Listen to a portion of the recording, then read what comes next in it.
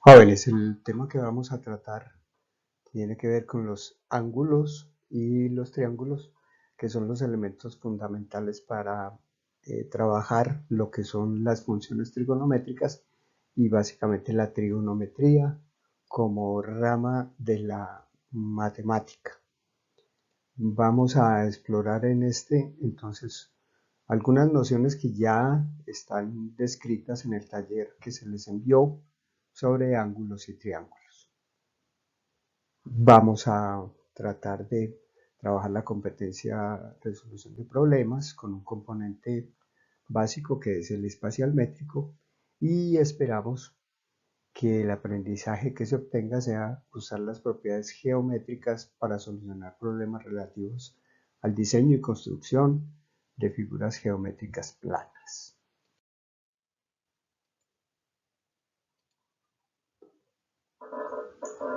Vamos a recordar entonces que se entiende por ángulo aquella abertura formada por dos semirrectas denominadas lados y con un mismo origen denominado vértice. Tenemos entonces un lado, en este caso lo vemos ubicado de manera horizontal, tenemos otro lado y esa abertura que se encuentra ahí conformada es lo que sería el ángulo, y a ese ángulo entonces le vamos a empezar a colocar unas letras que son las que nos van a permitir darle un nombre. Entonces los ángulos los vamos a denominar con letras mayúsculas. En este caso sería el ángulo ACB o BCA. En el ángulo siempre se nombra la letra del vértice, se coloca en la mitad del nombre del ángulo. Si observamos en la circunferencia se encuentra dividida en cuatro partes, y esa circunferencia entonces también podemos ubicar los ángulos. Entonces en ese ángulo, por ejemplo, el vértice sería la o sea, el punto de origen de la circunferencia o el centro de la circunferencia. Y este ángulo sería el nombrado con las letras N o M, o también lo podemos llamar como M o N. Muy bien. La circunferencia se encuentra dividida en 360 partes llamadas grados. Entonces, en este punto, que sería donde se encuentra el primer lado, este lado empieza a girar, a girar, a girar, a girar, hasta que conforma 360 grados. Quiere decir eso que entre este tramo, entre el 0 y este punto, encontraríamos los 90 grados. Luego, si seguimos y continuamos girando, vamos a llegar a este punto, que sería la mitad de la circunferencia y equivaldría a 180 grados. Si seguimos girando, vamos a encontrar esta tercera parte, que ya es un giro que se ha dado desde aquí hasta este punto y equivaldría a 270 grados. Si nosotros seguimos girando hasta aquí, pues estaríamos llegando a los 360 grados. Nótese entonces que cada una de estas partes equivale a 90 grados. Este vale 90 grados, este vale 90 grados, este vale 90 grados y este vale 90 grados. Si sumamos esos 90 grados, vamos a tener que la circunferencia equivale a 360 grados.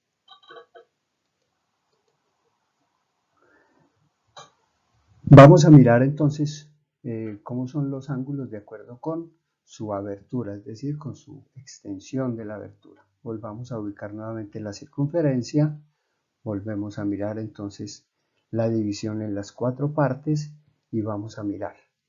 Aquí ubicamos entonces los 90 grados y aquí vamos a ubicar 180 grados. Vamos a trazar una línea horizontal en esta primera parte, es decir, uno de los lados del ángulo. Luego podemos trazar el otro lado de este ángulo. Esa abertura entonces la vamos a nombrar con las letras A o B. A o B, entonces es un ángulo. Y ese ángulo lo vamos a llamar ángulo agudo. ¿Por qué se le llama ángulo agudo? Pues porque es menor, su abertura es menor a 90 grados. Por eso se le llama un ángulo agudo. Un ángulo agudo es aquel que es menor o cuyo valor es menor a 90 grados. Si trazamos ahora una línea sobre la vertical que esté sobre 90 grados, ahí tendríamos este ángulo que lo podríamos llamar AOC, AOC, y ese ángulo equivale a 90 grados. Y ese ángulo de 90 grados lo vamos a llamar ángulo recto. Un ángulo de 90 grados se le denomina ángulo recto. El ángulo AOC es un ángulo recto. Ahora, si trazamos otra línea en el otro cuadrante que nos toque a la letra M, tendríamos un ángulo AOM o también MOA. Y ese ángulo, si lo trazamos, miremos que es mayor de 90 grados, su abertura es mayor a 90 grados, por tanto ese ángulo lo vamos a llamar ángulo obtuso. Un ángulo obtuso es aquel entonces que es mayor de 90 grados. Repasemos entonces, el ángulo agudo es aquel que es menor de 90 grados, el ángulo recto es aquel que equivale a 90 grados y el ángulo obtuso es aquel que es mayor a 90 grados.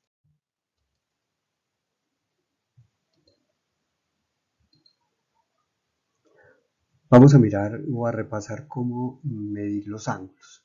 Se tienen básicamente dos sistemas, un sistema sexagesimal y un sistema circular. El sistema sexagesimal pues será para medir en grados, el sistema circular será para medir en radianes. Si ubicamos nuevamente la circunferencia, ubicamos los dos ejes, el horizontal y el vertical, y luego vamos a colocar entonces las tres iniciales medidas, 0 grados, es decir, la circunferencia aquí inicia con 0 grados, va aumentando a 90 grados, sigue a 180 grados, continuamos hasta 200 grados y al terminar de dar nuevamente la vuelta hasta aquí, vamos a obtener la circunferencia con 360 grados.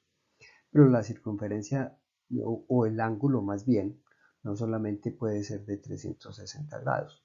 Si yo continúo girando en oposición al movimiento de las manecillas del reloj, llego nuevamente aquí, he sumado otros 360 grados, es decir, ya tendría un ángulo de 720 grados. Si sigo recorriendo, sigo sumando, llego hasta aquí y voy a tener otro ángulo que ya equivaldría a 1080 grados.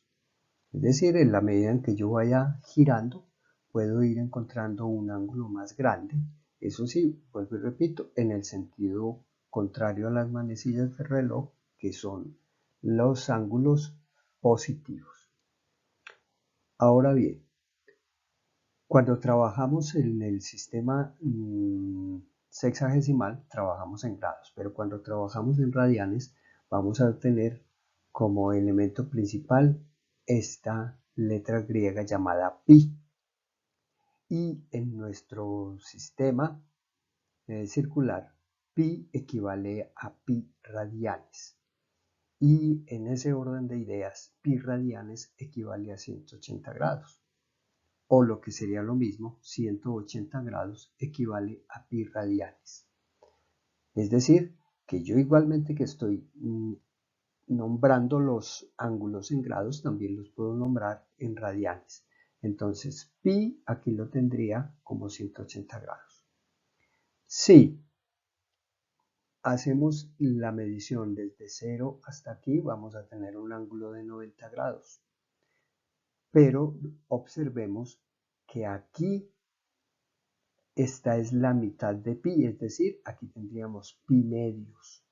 Y entonces podríamos decir, o podemos afirmar más bien, que 90 grados equivale a pi medios radianes. A pi medios radianes. ¿Sí? Si nosotros seguimos avanzando en este orden de ideas hasta llegar aquí, hemos recorrido 360 grados.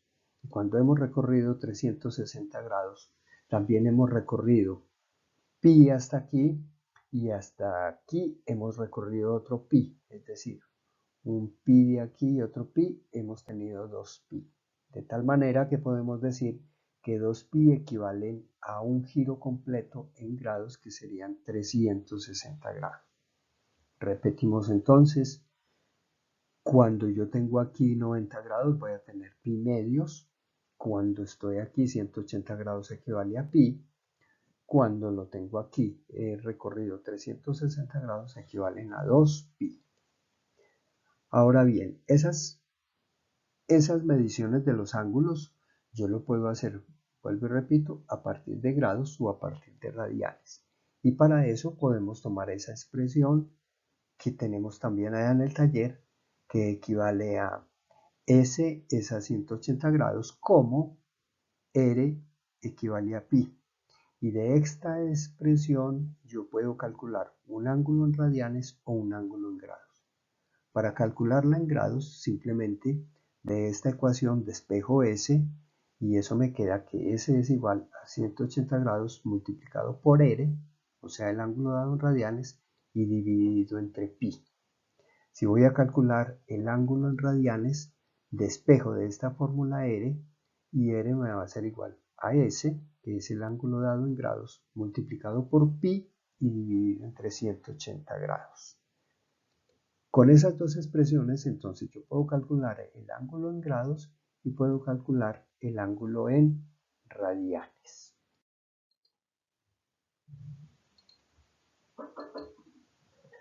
Vamos a mirar dos ejemplos de aplicación de las expresiones matemáticas que tenemos en la diapositiva anterior. Vamos a calcular un ángulo en grados dado un ángulo en radianes, en este caso 3 pi medios radianes. Y también vamos a calcular un ángulo en radianes cuando nos lo dan en grados, en este caso 24.39 grados. Para ello, entonces, en el primer caso, vamos a tener la expresión que nos ayuda a calcular el ángulo en grados. Y decimos que el ángulo en grados, o sea S, es igual a 180 grados multiplicado por R y dividido entre pi. Si hacemos el reemplazo, vamos a obtener que S va a ser igual a 180 grados multiplicado por R, pero ¿a qué es igual R? A 3 pi medios radianes, 3 pi medios y dividido entre pi. Apreciemos aquí que pi, tanto arriba en el numerador como pi en el denominador, los podemos cancelar. Y de esta manera nos va a quedar 180 grados multiplicado por 3 medios. Al hacer esa multiplicación en una calculadora, obtenemos que eso es igual a 270 grados. Por tanto, el ángulo dado en radianes, 3 pi medios radianes, equivale a un ángulo de 270 grados. Es así de sencillo. Para el segundo caso, nos dan el ángulo en grados y nos piden que encontremos a qué equivale en radianes. Para eso, entonces, nos valemos de esta expresión, donde R es igual a S multiplicado por pi y dividido entre 180 grados.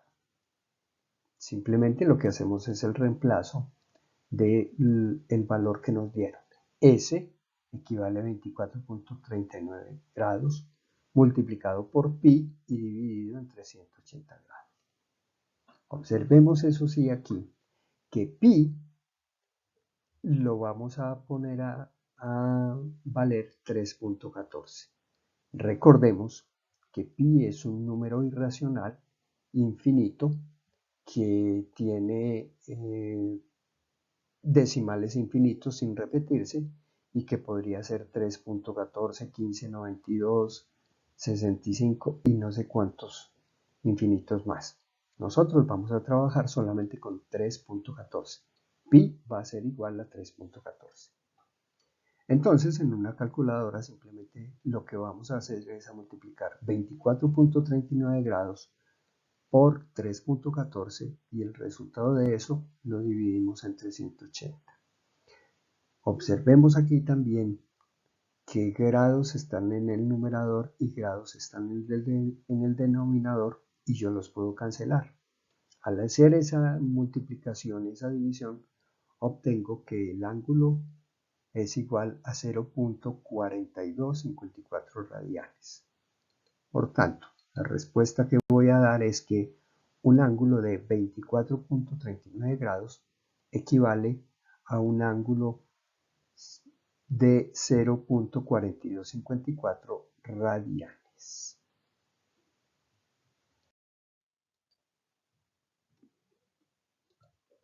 Veremos ahora un triángulo, digamos la figura geométrica que nos interesa conocer. Y ya decíamos en el taller también que era un plano limitado por tres rectas que se cortan 2 a 2. Y en ese corte, esos puntos de intersección los vamos a llamar vértices. Y a esas rectas o segmentos de recta los vamos a llamar los lados del triángulo. Por tanto, un triángulo va a estar compuesto por 3 ángulos y 3 lados. Si lo dibujamos, tenemos un lado. Y aquí ya tenemos que en el cruce de estas dos líneas vamos a encontrar un primer vértice. Si unimos esta otra línea vamos a tener aquí dos lados que forman un vértice y por ende un ángulo. Y aquí en este cruce de estas dos vamos a tener también otro ángulo u otro vértice. Igual que eso que lo hicimos con los ángulos, en los triángulos también los podemos nombrar mediante letras mayúsculas. En este caso lo hemos nombrado con las letras A, B, C. Tenemos el triángulo ABC. Ahora bien, un triángulo, la suma de los ángulos interiores de un triángulo debe sumar 180 grados. Quiere decir esto que el valor de este ángulo, del ángulo A, más el valor del ángulo B, más el valor del ángulo C, deben sumar 180 grados. También podemos encontrar el perímetro en un triángulo si lo que hacemos es sumar el valor de la longitud del lado AB más el valor de la longitud del lado BC más el valor de la longitud del lado CA. Esa suma de esos tres lados equivale al perímetro del triángulo. También podemos encontrar el área de ese triángulo. El área de un triángulo es, como lo indica esta expresión, a la base, que en este caso sería AB, multiplicado por la altura y dividido entre 2. Entonces, por la altura se mide siempre trazando una perpendicular sobre la base, y a esa altura generalmente se nombra con la letra H minúscula. Entonces, el área de un triángulo va a ser igual a la base multiplicado por la altura y dividido entre 2. Decimos entonces que los triángulos se pueden formar mediante tres lados y esos tres lados pueden estar distribuidos de diferentes formas. Por ejemplo, aquí tenemos un triángulo que sería un triángulo rectángulo, tiene sus tres lados y sus tres ángulos. Aquí tenemos otro tipo de triángulo, otro tipo de triángulo y otro tipo de triángulo. En el taller definimos de manera muy básica cómo se clasifican los triángulos de acuerdo con sus ángulos y de acuerdo con sus lados. Entonces no podemos olvidar leer la teoría del taller.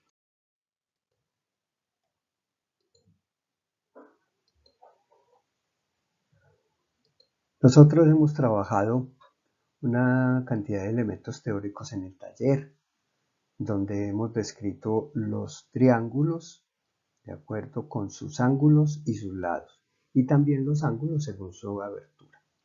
Ya a partir del próximo taller vamos a empezar a trabajar lo que es el triángulo rectángulo por porque es un triángulo especial y nos va a permitir profundizar ya en otro tipo de cosas. Vamos a mirar un ejercicio que es muy semejante a uno de los que dejamos en el taller para que ustedes desarrollaran. Este ejercicio que dice trazar un ángulo de 35 grados a partir de trazar dos líneas rectas. Para ello, utilice un transportador para que la medición sea precisa. Luego, uno de esos lados de ese ángulo debe medir 6 centímetros y el otro debe medir 3 centímetros. Proceda a unir los extremos de esos lados de tal manera que se forme un triángulo. Y proceda también a medir ese lado y diga cuánto mide ese lado. Vamos a hacer entonces eso. Inicialmente vamos a trazar la recta de 6 centímetros que nos han dicho, una recta de 6 centímetros. Muy bien. Ahora vamos a tomar un transportador y lo vamos a ubicar en esta posición. En el punto central del transportador lo ubicamos en ese extremo del lado. Ahora observemos que el transportador se va midiendo de 10 grados en 10 grados. Entonces aquí está 0 grados, 10 grados, 20 grados, 30 grados, 40, 50 y así sucesivamente hasta 180 grados. Este es un transportador media luna y entonces aquí yo puedo utilizarlo porque no necesito un ángulo más grande. Entonces voy a proceder a medir un ángulo que pase por acá, que sería 35, 30 a 40, aquí sería 35. Entonces para ello yo puedo trazar una línea recta. Entonces trazamos esa línea que nos permita medir el ángulo. Trazamos la recta, podemos trazar una recta más larga. Entonces, pues yo por adelantarme simplemente lo que hice fue medí el ángulo y tracé los 3 centímetros de la recta. 3 centímetros, ¿por qué? Porque eso es lo que me está diciendo el ejercicio, que este lado debe medir 3 centímetros. Entonces, ¿qué hemos hecho? Trazamos un lado de 6 centímetros, medimos un ángulo de 35 grados, trazamos la otra línea que mide 3 centímetros. ¿Qué nos dice ahora? Una estos dos extremos de tal manera que se forme un triángulo. Entonces, trazamos la línea que une los dos extremos de cada uno de los lados.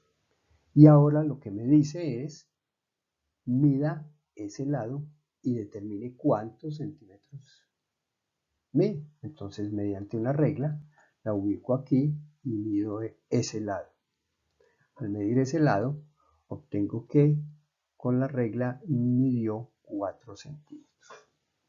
Por tanto, el lado que me están pidiendo es de 4 centímetros. Nos ha quedado entonces conformado un triángulo cuyos lados miden 6 centímetros, 3 centímetros, 4 centímetros. Y tiene uno de sus ángulos, este ángulo que mide 35 grados, como fue que me pidieron para dar como respuesta.